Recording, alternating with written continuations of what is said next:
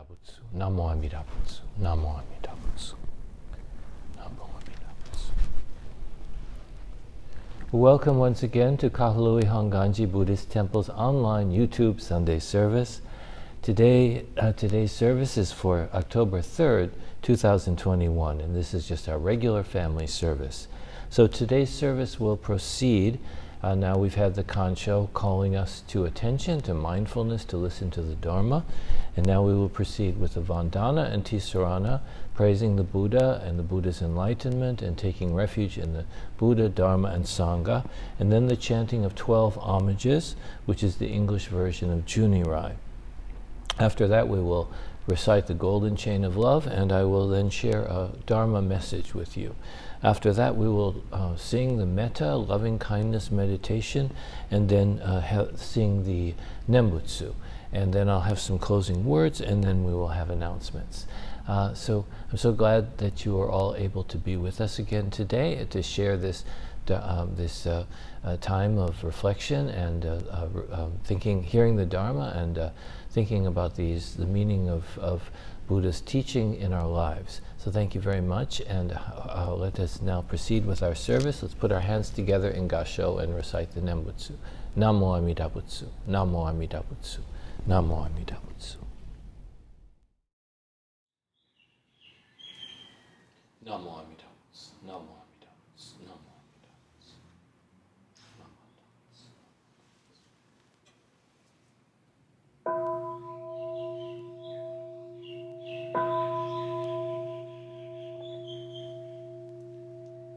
Namo tassa bhagavato arahato sammasambuddhassa. Homage to him, the exalted one, the enlightened one, the supremely awakened one. Bhutang saranang gacchami,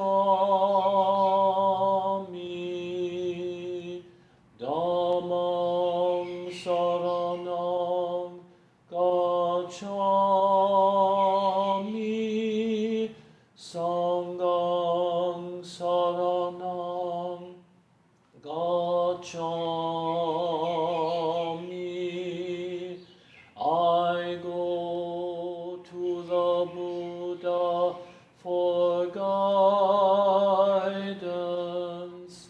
I go to the Dharma for guidance. I go to the Sangha for guidance.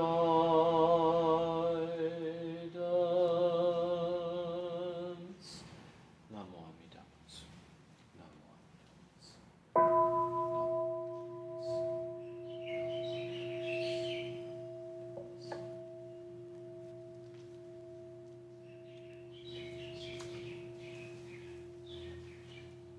Namanda, Namanda.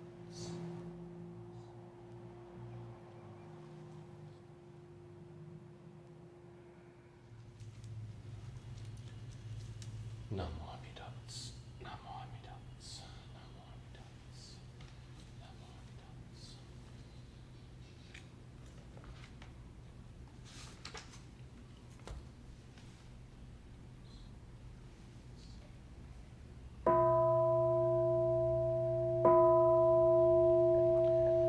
Gods and men all bowing to Amida the revered, in Buddha's wondrous pure land.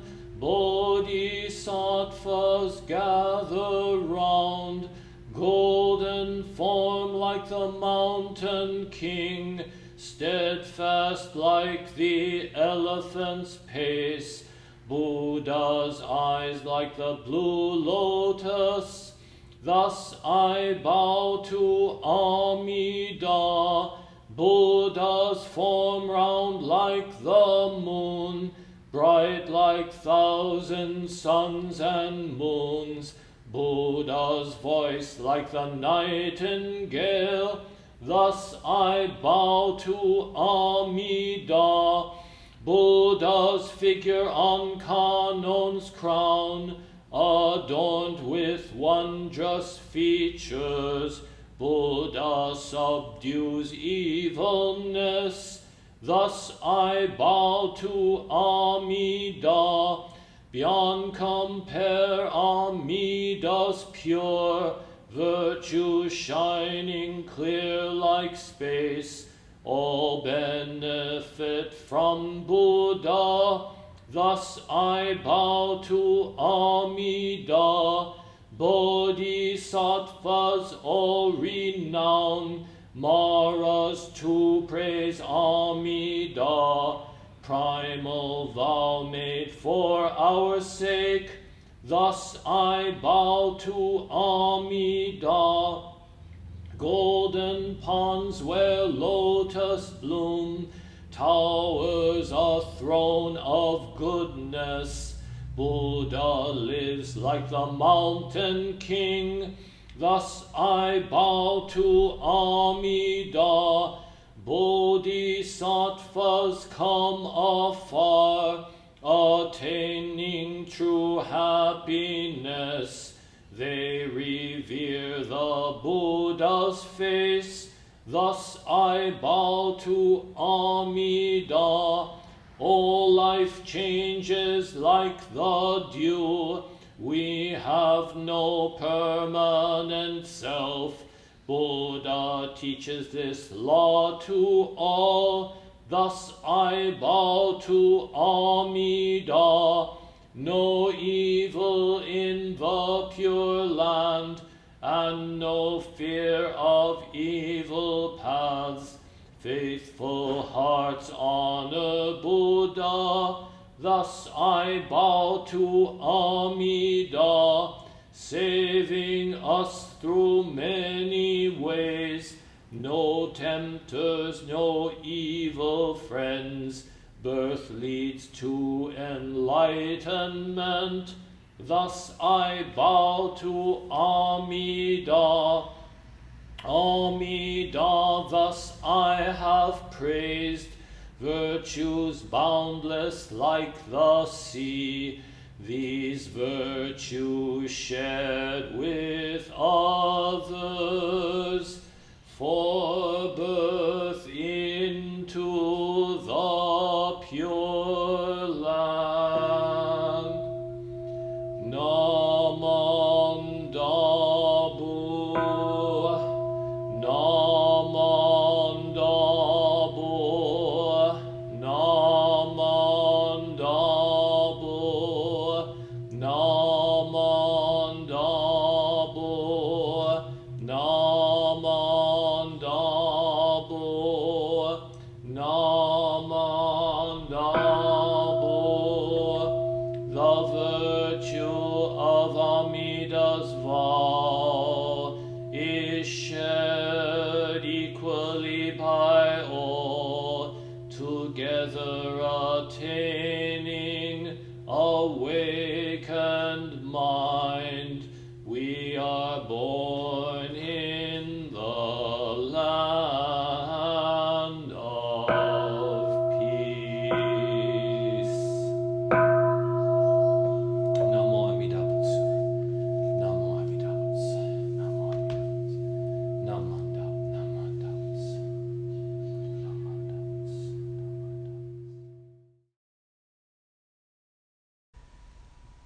Golden Chain of Love.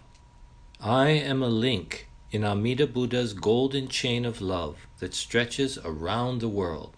I must keep my link bright and strong. I will try to be kind and gentle to every living thing and protect all who are weaker than myself. I will try to think pure and beautiful thoughts, to say pure and beautiful words, and to do pure and beautiful deeds, knowing that on what I do now depends not only my happiness or unhappiness, but also that of others. May every link in Amida Buddha's golden chain of love become bright and strong, and may we all attain perfect peace. Namo Amida Butsu, Namo Amida Butsu, Namo Amida Butsu.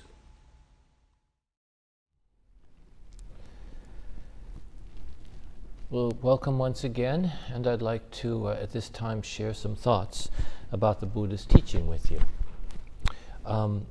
First of all, I'd like to read to you from what is called, from a sutra that's called the Amida Sutra, or sometimes called the smaller Pure Land Sutra. So would you join me with hands together in Kansho, in reverence, as I read this passage from the Amida Sutra. Shakyamuni Buddha was teaching his student Shariputra, and he said, in Amida's Buddha land, heavenly music is played all the time. The ground is made of gold. 6 times during the day and night, heavenly, beautiful flowers rain down from the sky. Every day in the peaceful early morning, the people of that land fill the hem of their robes with these exquisite flowers and go to make offerings to an infinite number of Buddhas who dwell in all the worlds. After making these infinite offerings, they return for their breakfast. After the meal, they enjoy a stroll. In this Buddha land, Shariputra, the Buddha said, when soft breezes blow through the rows of jeweled trees, they make subtle, wonderful sounds. It is as if 100,000 musical instruments were playing together. Everyone who hears these sounds spontaneously becomes mindful of the Buddha, the Dharma, and the Sangha. Shariputra, the Buddha said, this land of utmost happiness is filled with such wonderful things. Namo Amida Butsu, Namo Amida Butsu, Namo Amida Butsu. So good morning once again, or whatever time you're watching the video. So I just read to you about Amida Buddha's Pure Land. Have you heard about the Pure Land? Most people think of it as the place we go when we die. So Pure Land is a school of Buddhism that emphasizes a kind of birth after death in which we go to the Buddha's Pure Land to become perfected there, since we were not able to become perfected in this life. So that's a sort of a literal sort of view of Pure Land Buddhism. Well, it's a little more subtle than that, I think. But anyway, what do we know about it? So Amida's land sounds like a nice place, doesn't it? Kind of a nice place. It sounds like a nice life. So according to this sutra, the passage I just read, if we lived in Amida's Pure Land, all we would have to do is go out in the beautiful breeze and collect beautiful flowers and then make offerings to Buddhas, actually infinite number of Buddhas, so maybe that's kind of a lot of work, but you're done in time, you're done in plenty of time for breakfast and to take nice strolls. So you have nice meals there and walks through the golden and jeweled trees. And they say that in the Pure Land, anything that we can think of that we would like to eat, didn't say this in this passage, but that's in other places, anything that you imagine you'd like to eat will instantly appear before you, so you never have to cook or do dishes. And so you don't even need to eat it. That's the other thing.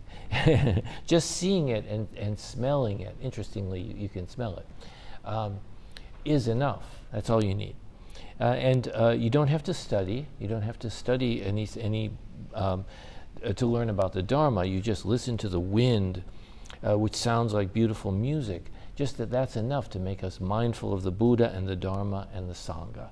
And in this Pure Land, our whole life is spent praising the Buddha and learning the Dharma. So we're never bored or unhappy. We're always completely content. So that's the story. That's what we're told. And it sounds like the Buddha's land is really different from our world. In our world, you have to get up early to go to work or school, and you can't just gather beautiful flowers all day. Anyway, if you want beautiful flowers in this world, you have to do either work to grow them, or you have to pay money for them. Here we have to earn money. We have to earn money to buy a house or a place to live, to buy groceries, and we have to work to cook food and eat it and clean up and everything.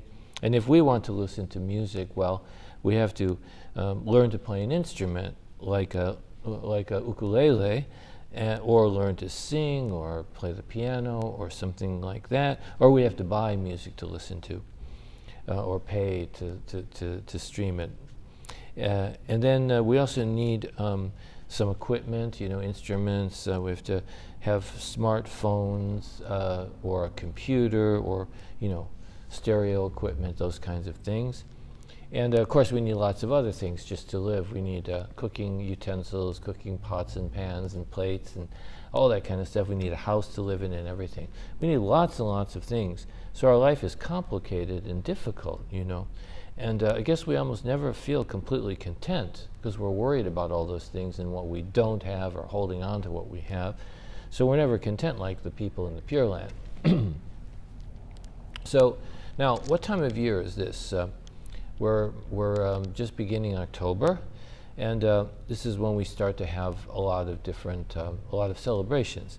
So first we're going to have Halloween this month, which is, of course, children love Halloween, and then Thanksgiving, and then Christmas, and then New Year's.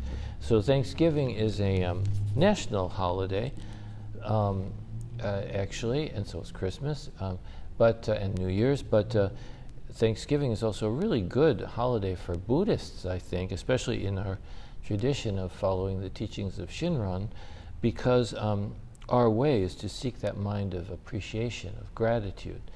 Now, Christmas is definitely not a Buddhist holiday, technically. However, most Buddhists do celebrate Christmas. Most Buddhists here, that I know here anyway, they do celebrate Christmas. And why is that? And I guess it's because it's an opportunity for joyful gatherings. Well, with COVID, that's been kind of limited, but getting back to that. And it's also a time for giving and receiving gifts, presents. Everyone likes to give and receive presents. Don't you think? Isn't that true? And in our world, the stores and manufacturers and all the commercial interests, they would like us to be thinking about all the things we want to have, we want to buy, and things we want to buy as presents, and also that we want for ourselves. Things that actually, if you think about it, we really think we need, but we don't actually need.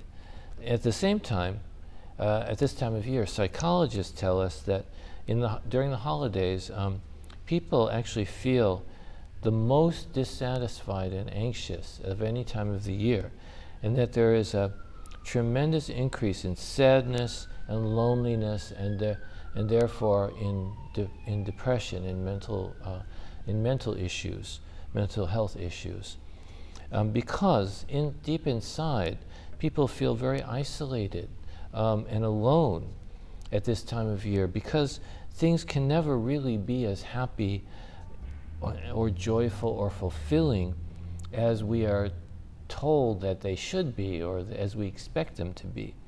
And during the past couple of years of the pandemic, people living in really forced isolation for so long, this feeling of aloneness and depression has increased even more.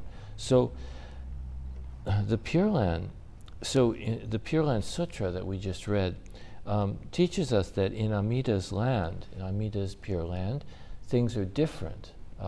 We try to make a kind of this land of happiness, land of bliss, through with our holidays and gift giving and joyful celebrations, but sometimes it doesn't really work. It kind of backfires, and things are never as satisfying or as happy as we expect them to be. So what is the Pure Land exactly? Is it just a nice place to be? A place where we always feel good? Is it like Christmas without the shopping and the depression?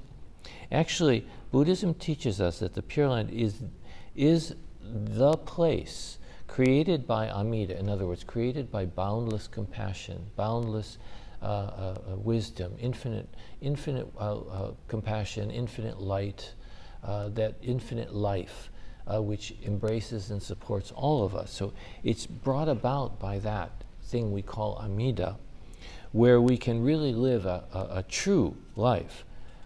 How is that so? Well, in that land, that so-called Pure Land, all of our foolish and selfish attitudes have disappeared. In the Pure Land, we are never bothered by our attachment and greed. We're not distracted by it. In the Pure Land, we can be truly ourselves. We just chanted the sutra, the English sutra, Juni Rai, and which is called the 12 Homages in English, and we chanted these words: no evil in the Pure Land, and no fear of evil paths. Faithful hearts honor Buddha. Thus I bow to Amida. We learn from this that Amida's land has no evil paths. This means that the people there are always content with their life and always appreciate what they have. They never get all upset and stressed out like we do for not having all the things we think or have been brainwashed to think that we must have. Material things like the latest smartphone or more status or praise from others, or just simply more wealth, whatever it is that we think will make us happy. The people in the Pure Land aren't distracted by those things. They don't place their hopes for happiness on things, on attaining those things that are outside of themselves. They're just happy and content, living in oneness with all beings. They are always full of gratitude. That's why we say that people in the Pure Land always praise the Buddha. Wherever they look, all they see is the Buddha, Dharma, and Sangha. They're always learning from each other and living in harmony together. But maybe things in our world, as bad as it sometimes seems, are not so different as they are in the Pure Land. Maybe when we begin to understand what we really need, what is really important in our life, we can live in the Pure Land too, in our everyday lives.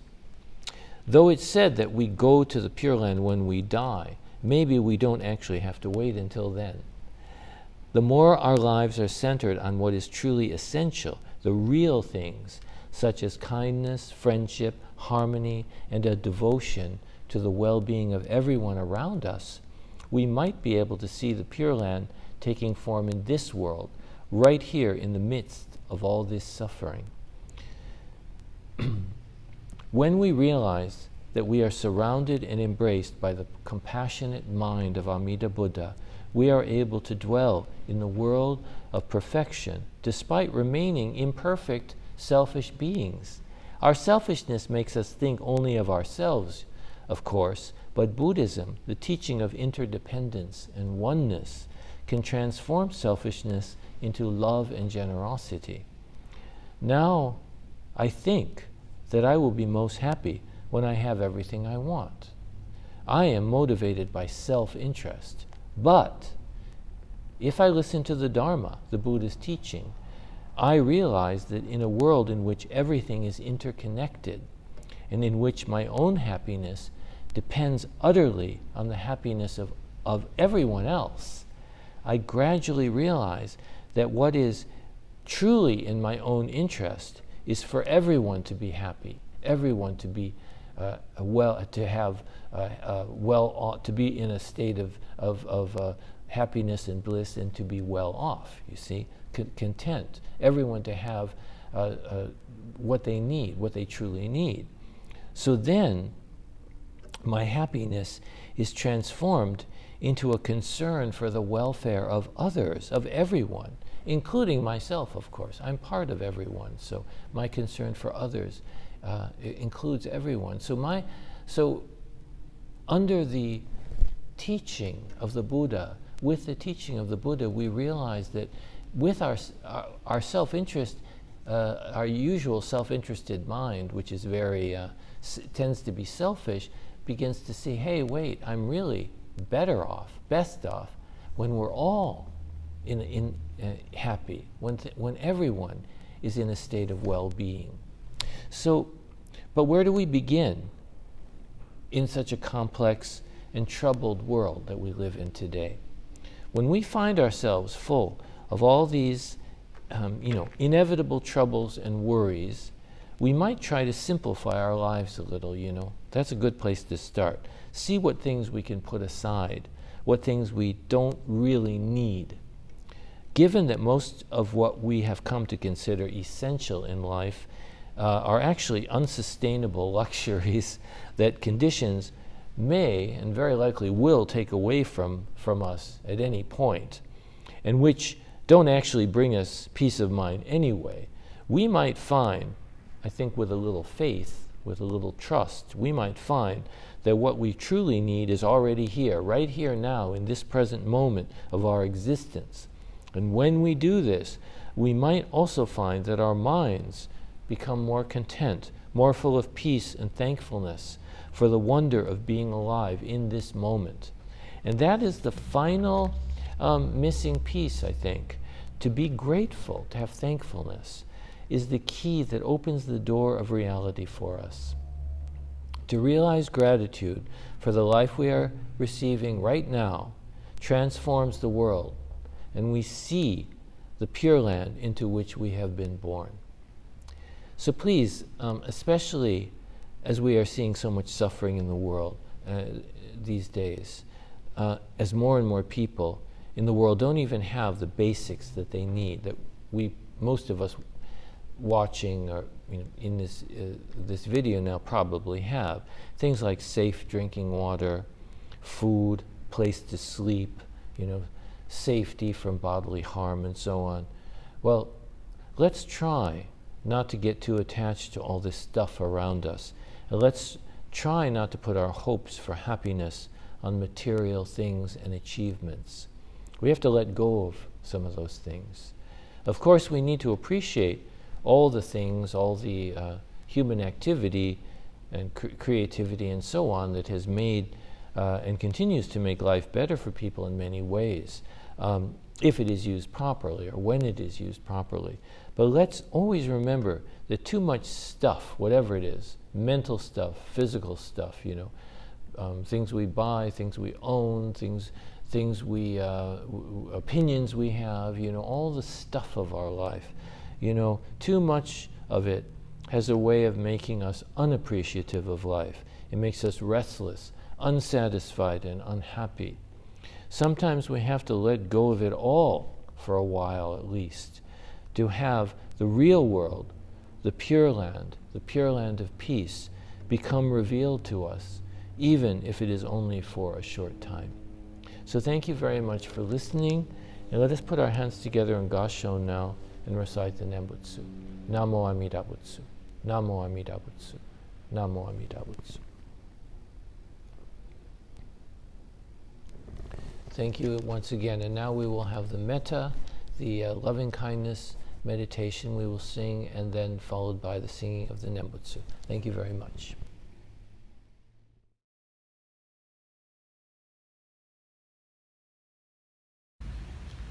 May all beings be happy and well. May no harm or difficulties come to them. May they live in peace and harmony. May I be happy and well. May no harm or difficulties come to me. May I live in peace and harmony. May my family be happy and well. May no harm or difficulties come to them. May they live in peace and harmony. May my teachers be happy and well. May no harm or difficulties come to them. May they live in peace and harmony. May my friends be happy and well. May no harm or difficulties come to them. May they live in peace and harmony.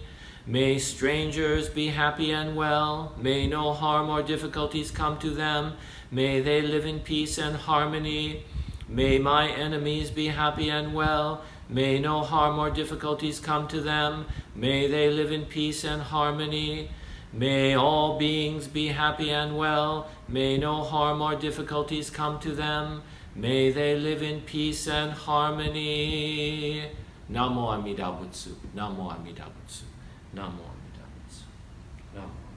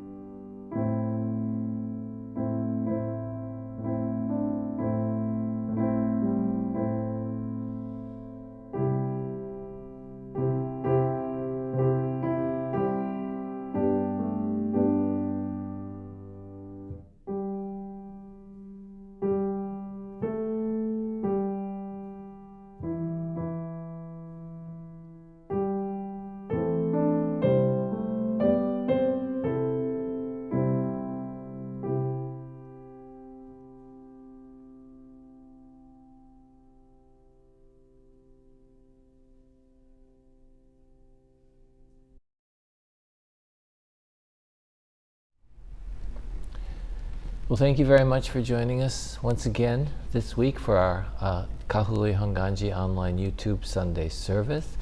And I hope that you enjoyed this service today, and something there was something that you are able to take away with you that was meaningful and helpful to you.